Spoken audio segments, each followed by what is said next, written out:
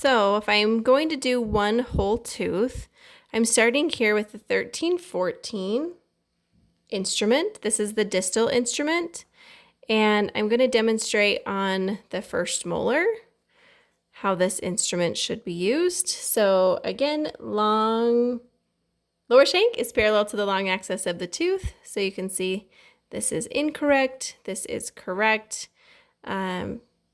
Your fulcrum position should be far enough away that you can keep that instrument mostly vertical. Remember, it's offset at a 70-degree angle. So here I'm 2 teeth away and that is working. And then you're going to insert into your deep pocket, start at the line angle, and wrist motion activation towards the tooth and towards the toe of the instrument.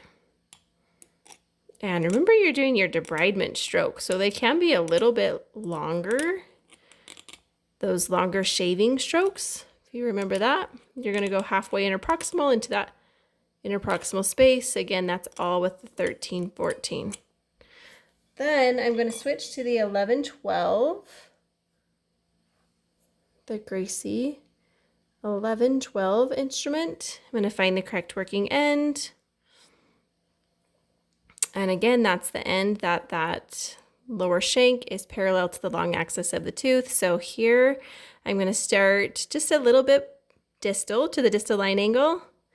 And this instrument, the shank is not as complex. It's a little more straight. So you can fulcrum closer, should fulcrum closer in order to achieve the correct angulation.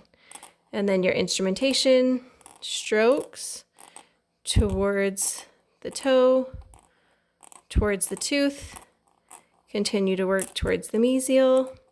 I like to say when you get to that mesial, come off the tooth, turn the instrument, and then continue into that mesial space. You've got to really keep your tension, thumb and index finger against the tooth. Otherwise, when you go to do your activation, you're going to let that slip and you're going to come with the toe off the tooth. You won't be adapted correctly. And your instrumentation won't be effective. So really keep your tension between thumb and index finger.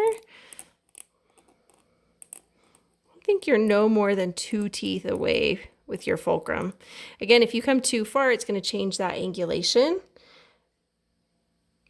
of your instrument towards the tooth, and then it's going to be difficult to have correct calculus removal technique and correct angulation. So that is one aspect of one tooth instrumenting with the Gracey 1314 and 1112.